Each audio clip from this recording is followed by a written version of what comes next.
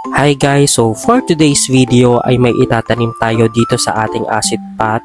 So used pot na siya, may nakatanim na dito noon.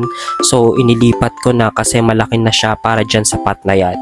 So ayan guys, lalagyan po natin siya ng soil mix.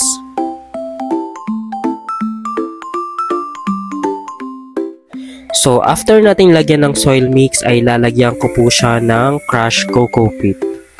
So ayan guys, ihahalo ko lang po siya dun sa ating soil mix. Makatulong siya sa pagpapaugat. So after nating lagyan ng crushed coco peat ay lalagyan po natin ng Gerenus.